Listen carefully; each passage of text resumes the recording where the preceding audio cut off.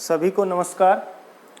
महत्वपूर्ण टॉपिक पर डिस्कस करते हैं। एसएसटी में पॉलिटिकल साइंस का जो आपका बुक है उसमें दूसरा जो लेसन है वो है संघवाद अर्थात फेडरलिज्म, और इस पर हम आज डिस्कस करेंगे कि संघवाद होता क्या है। अमूमन जब सत्ता का बंटवारा विभिन्न स्तरों पर होता है तो उसको संघवाद कहा जाता है, और इसी पर ही आज हम डिस्कस करेंगे।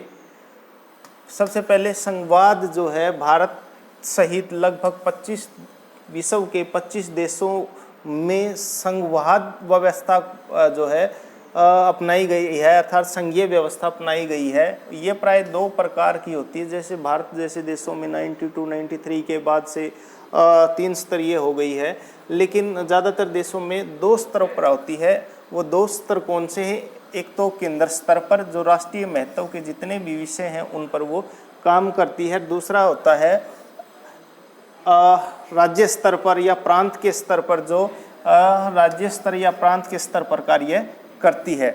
और संघीय व्यवस्था पर जो है ये 2 प्रकार की होती है, जिसमें कुछ एक ऐसे देश हैं जिनमें केंद्रीय स्तर पर और राज्य स्तर पर दोनों सरकारों को समान अधिकार प्राप्त होते हैं, जैसे अमेरिका है, स्विट्ज़रलैंड है और ऑस्ट्रेलिया है। और कुछ एक ऐसे देश हैं जैसे भारत में है कि दोनों जो स्तर हैं उनमें फ़र्क पाया जाता है उनकी पावर में। जैसे भारत में केंद्रीय स्तर की जो सरकारें अधिक शक्तिशाली होती हैं और राज्य स्तर की जो सरकारें जो है कम शक्तिशाली होते हैं।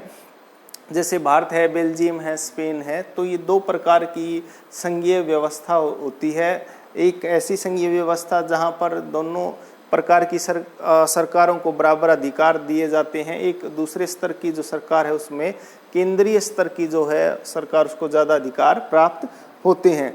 लेकिन भारत में 92-93 से 3 स्तरीय सरकार का जो संघीय व्यवस्था है वो अपनाई गई है, जिसको हम स्थानीय सरकार भी कहते हैं, जिसमें ग्राम पंचायत और नगरीय शासन व्यवस्था आती है।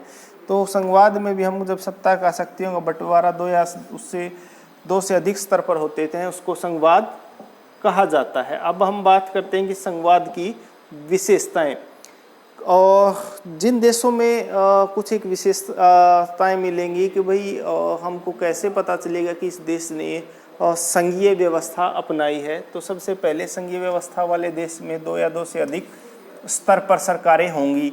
दूसरा, अलग अलग स्तर की सरकारें एक ही नागरिक समूह पर शासन करती है, पर कानून बनाने में, कर वसूलने और प्रशासन करने का उनका अपना अपना अधिकार क्षेत्र है। इसका अर्थ ये है कि जैसे भारत देश है तो केंद्रीय स्तर पर भी और राज्य स्तर की जो सरकारें हैं शासन तो हमारे ऊपर ही करती है। व्यक्ति तो एक ही है, लेकिन सब सरकारों का अपना अपना काम है, अपना अपना अधिकार क्षेत्र है, कर इकट्ठा करते हैं।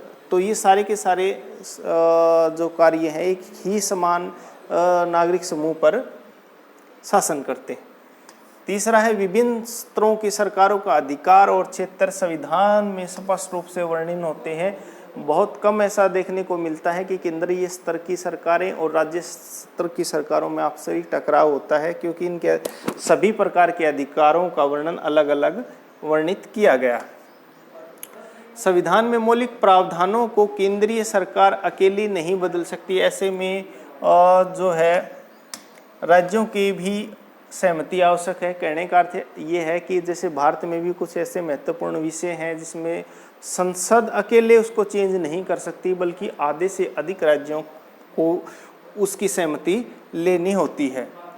और अदालतों को संविधान और विभिन्न स्तरों की सरकारों के अधिकारों की व्याख्या करने का अधिकार है। भारत में सर्वोच्च न्यायालय इसकी भूमिका निभाता है। इसका अर्थ ये है कि भाई संविधान में जो भी नियम, कानून, धाराएं दी गई हैं उसको विस्तृत रूप से व्याख्या करने का अधिकार न्यायालय को ही है।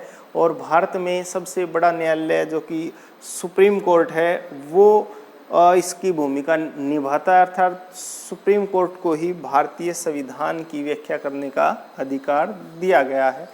वित्तीय स्वायत्तता निश्चित करने के लिए विभिन्न स्तर की जो सरकारों के अलग अलग राजस्व स्रोत होते हैं, यानी कि सभी सरकारों के इनकम सोर्स अलग अलग होते हैं। दोनों या तीनों प्रकार की सरकारों की। इस प्रकार की संघीय शासन व्यवस्था में दोहरे उद्देश्य होते हैं। एक ऐसे उद्देश्य जो राष्ट्रीय महत्व के हैं और एक ऐसे जो केंद्र सरकार के हैं, और ऐसे कुछ एक महत्व ऐसे हैं जो स्थानीय सरकार या राज्य सरकार करते हैं, वो पुलिस प्रशासन आदि। और देश की एकता की सुरक्षा उसको बढ़ावा देना, खासकर दो उद्देश्य, और दूसरा ये साथ ही क्षेत्रीय विधाओं को पूरा सम्मान देना। तो ये खासकर एक संघवाद की विशेषताएं हैं। तो आज हमने डिस्कस किया कि भाई संघवाद होता क्या है और संघवाद की विशेषताएं क्या क्या होती हैं, कितने देशों ने संघीय शासन व्यवस्था को अपनाया गया है। संघीय शासन व्यवस्था अपनाने का सबसे अच्छा तरीका यही है कि उसमें लोगों को समान भागीदारी भी मिलती है और केंद्रीय स्तर पर सरकार के ऊपर दबाव भी कम होता है और विकास भी अधिक तेजी से होता है। Thank you.